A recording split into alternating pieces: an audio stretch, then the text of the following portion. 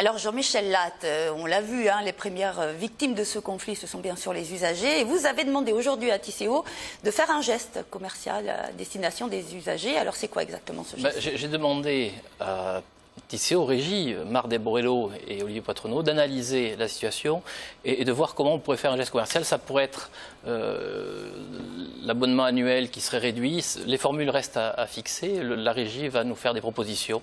Mais je crois que c'est quand même raisonnable que de considérer que l'usager est le premier pénalisé, qu'on doit compenser un petit peu cette situation. Donc ça pourrait se faire quand ça?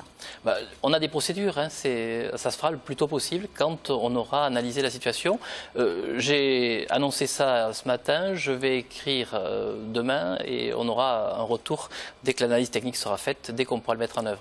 Ce n'est pas en claquant les doigts qu'on débloque les sommes, il faut quand même des procédures. Alors est-ce que donc, ce conflit génère des pertes financières pour Tisséo et le SMTC? Il génère des pertes, c'est évident, mais si on acceptait les hausses de salaire très fortes qui ont été demandées, les pertes seraient permanentes et définitives.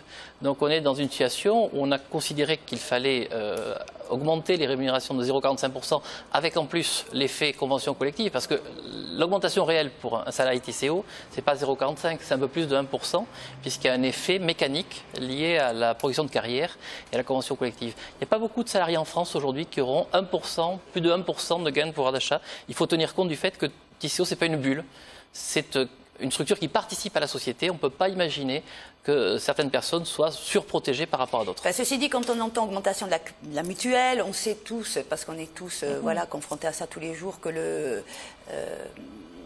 les prix ont augmenté de façon générale, que ce soit dans l'alimentation, voilà.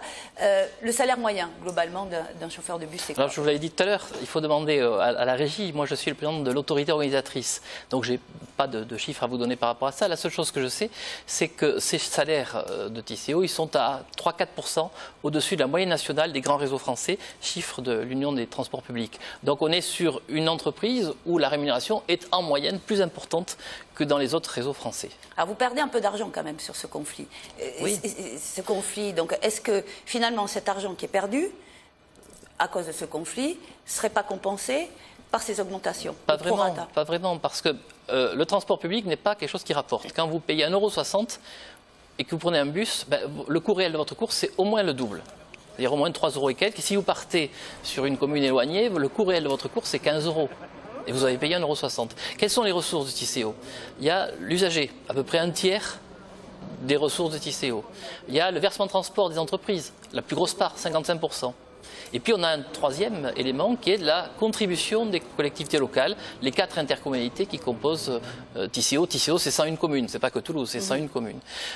Les deux premières masses servent à quoi? À faire fonctionner, c'est l'exploitation. Aujourd'hui, si on lâche sur le salaire, ça ne suffira plus. Et donc on va prendre sur la part des collectivités locales, c'est-à-dire celle qui sert à investir.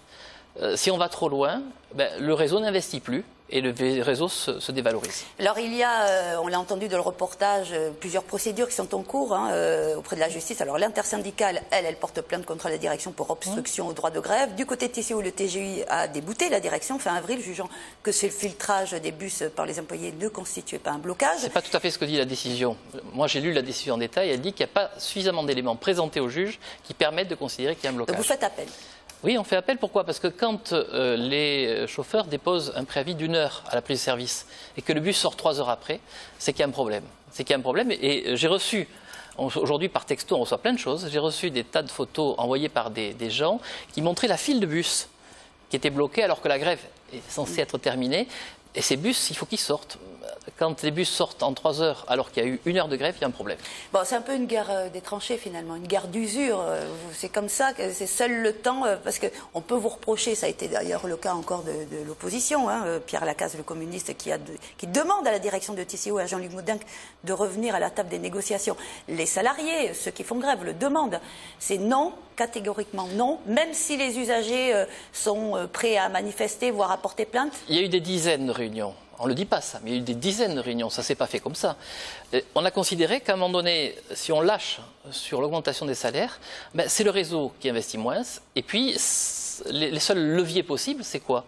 Les entreprises, on ne peut plus y toucher, c'est un impôt fixe.